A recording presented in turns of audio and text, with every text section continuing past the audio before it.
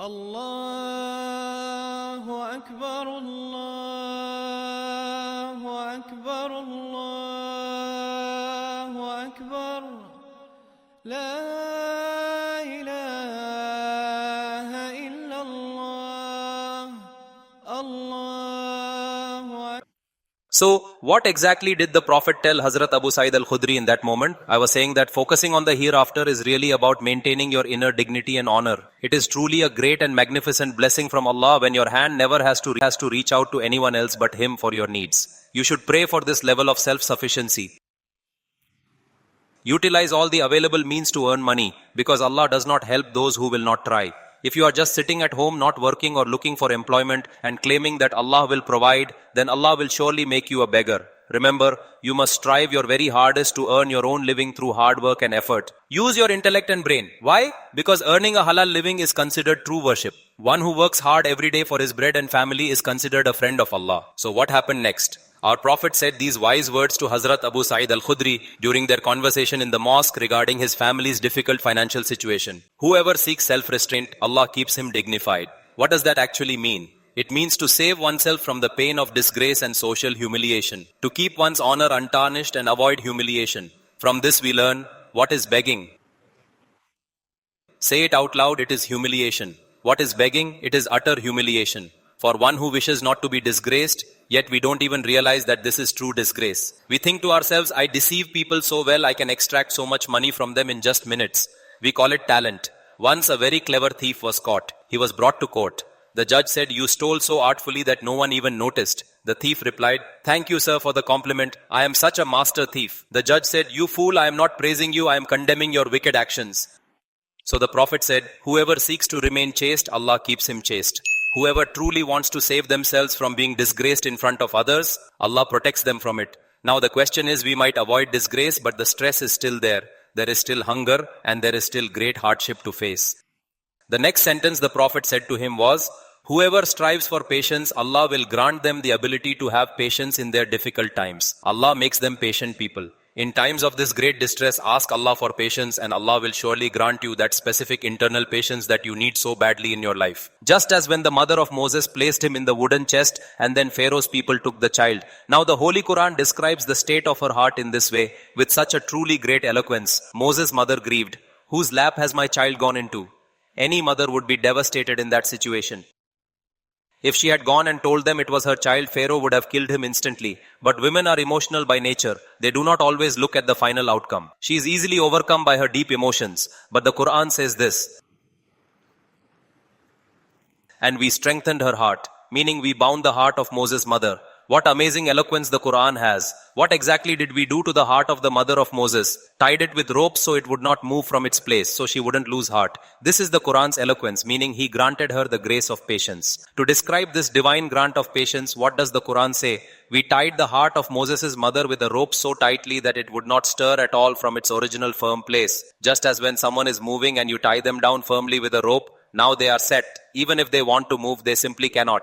This shows us perfectly that sometimes a person is becoming very impatient, but they receive such divine grace from Allah that He binds their heart as if with invisible ropes, keeping them calm and steady. Do not move, stay calm and composed, trust and rely on me alone. That is why Allah said to the Prophet in the Quran, and your patience is only possible through Allah. O Prophet, you must be patient, but your patience will not come without Allah's help. You must ask Allah for this patience as well. So the Prophet said, whoever truly strives to be a patient person, Allah grants them the internal strength to have that patience even in the most difficult and trying of times. Today, depression is rising because people lack patience. Whatever stress or trouble arises, they just want to vent it out immediately. Whoever comes first suffers the consequences. When you are sitting in deep anger, whoever appears first in your sight, well, they are completely ruined by your rage. Look at the hadith after this moment. Hazrat Abu Sa'id al-Khudri simply went back home to be with his own family. Neither the mother nor the 10-year-old child raised any objection because they saw clearly that their leader was sacrificing even more than they were in his own life, and they believed in your truth. The hadith mentions that Hazrat Abu Sa'id al-Khudri never once asked anyone for anything at all for the remainder of his entire life. Even if his riding whip fell from the camel, he would get down to pick it up himself. He would not ask anyone else for help, even though it's perfectly okay and quite normal for one to ask, to say, please give me my whip. But no, he would not do that. He believed he had to do everything himself and wouldn't ask anyone for help with anything ever again. He would not even ask for his whip. What is the reason for this change? He was motivated by his leader, knowing that the leader did not take any money at all for teaching this wisdom. Say it out loud with me. He took no payment from anyone. He took nothing at all. They saw that if they were starving, the leader's house was starving even more than they were. Yes, even more than their own home. There was more hunger in the Prophet's house than in their own home. So, if you are the head of a household today and you truly want to raise your own children to be decent, honorable and respectful human beings in this world, so first you have to behave like a decent human being yourself. This is actually the point I was trying to make, which is why I related this entire incident. It's not as if you're entering a battlefield or heading off to war or sacrificing your parents and siblings. So the point I actually wanted to present was that if you want your wife to behave like a decent woman, then you must first start behaving like a decent man yourself. You want an atmosphere of good character and manners in your home where everyone speaks politely, but for that to happen, you must start by speaking politely yourself first. You are telling your wife to speak with respect, which implies you aren't being respectful yourself. She is simply responding to your attitude and the way you treat her, after all. The father enters the house and shouts like a conqueror, "Ah, what's happening here?" Then he demands that everyone speak calmly. Naturally, they'll think, "Dad, you aren't being calm yourself." I once knew a gentleman who got very angry at other people's anger. He was an acquaintance of ours who would get absolutely furious whenever someone else lost their temper, asking why they were angry. We used to tell him that however angry they might be, not with anger, because if you say it angrily, it means you're doing exactly what they are doing. If you are trying to explain to someone not to be angry, you must say it calmly to them. This is the simple reality here. Not with anger, because if you say it angrily, it means you're doing exactly what they are doing. I'm just telling you how things really are out there. So, my brothers, whenever we have looked at our elders, for instance, if they encouraged us towards generosity and told us to spend for Allah, I saw my own elders doing exactly that, spending 20 times more than us. 20 times is only what was visible to us. Who knows how much more was hidden from our eyes? We saw that they told us to worship God in our daily lives, and then we saw that they were worshipping many times more than we were ever doing ourselves. They constantly told us to have absolute faith and trust in Allah. They said to us,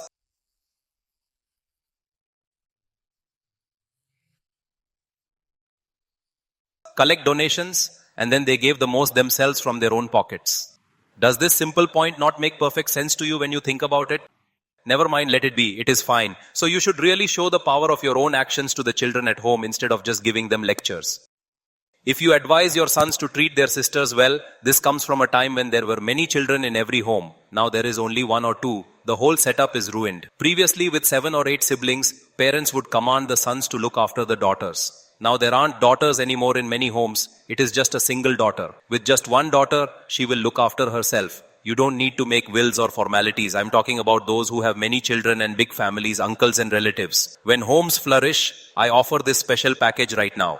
When fathers teach their sons to care for their daughters, they are effectively teaching brothers exactly how to care for their sisters in the family. You must set an example by caring for your own sisters right before their eyes. Invite your sisters over, give them thoughtful gifts, and give them some extra money. You should let the children see that their father truly cared so much for his own sisters.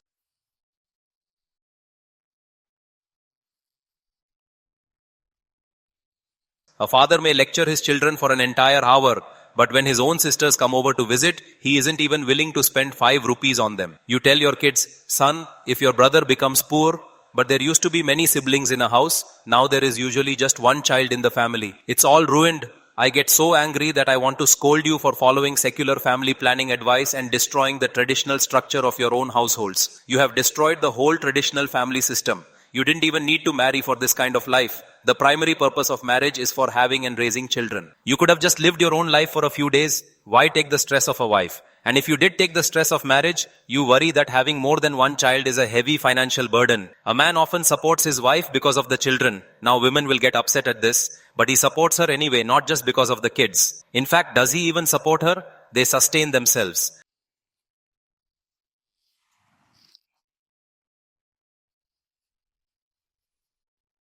That if one of your brothers becomes poor, the brother whom Allah grants great wealth must take full responsibility to look after and care for his poor siblings and their families. Brothers. This moral lecture will only be fully understood by them when the children see with their own eyes that our own fathers take good care of their brothers. Fathers take excellent care of our uncles and relatives. Do you understand this point? Among your own brothers, if any of them should fall into poverty and struggle, if someone becomes poor, don't let them have to beg you. For God's sake, give us something. He's driving expensive cars, give us something too. You must start giving to them beforehand. It is truly their own rightful share. A right for the needy and deprived, and give the relative his right. Allah says give relatives their due. Among your relatives, your own siblings should always come first. If you have money and they are poor, I'm not saying you must give them your exact standard of lifestyle, but you should at least do enough to show some real care and concern for your own brothers and sisters right now here. Enough to show some genuine concern. One gets rich while the other is left behind, and then the rich one arrogantly asks, "What do you even need from me?" You don't give to your brothers and sisters just because of their need. You give because of the holy bond of relationship. This is Allah's command if you truly believe in the hereafter and the final judgment. You must do this. If you don't believe, then live like Westerners. They don't even provide for their wives or parents. So don't you either. Make a choice. Do you want to follow the ways of the British or follow the path of Islam? If you are to follow the way of Islam, you must spend on your relatives, you must spend on your wife and children, and you must spend on your parents. Look, I haven't even finished the sentence. You will have to do it. So what exactly did the Prophet say to Hazrat Abu Sa'id al-Khudri in his response? He who seeks patience from Allah, Allah grants him patience. A profound point. Now this doesn't mean you stop giving to those who ask and only give them this advice. In the future, if a beggar comes, it is mentioned in the hadith that when Abu Sa'id al-Khudri came, the Prophet gave him advice. So my advice too is go ask Allah. The Prophet didn't give this advice to everyone. He saw the people's level. Many companions came and the Prophet gave to them because their level of trust wasn't that high. Abu Sa'id al-Khudri was a leader. He became one later, a commander in battles and a mufti of knowledge. Among the companions, not everyone was a mufti. Only a few specific people used to issue fatwas. So Hazrat Abu Sa'id al-Khudri was indeed a religious leader.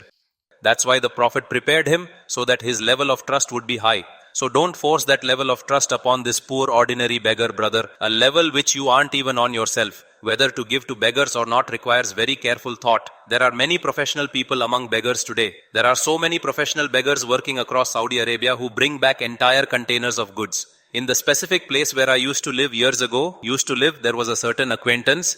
I later found out that he went to Saudi Arabia for Hajj, and by begging there, he actually booked a full shipping container. His goods arrived, the entire container was filled with items from begging.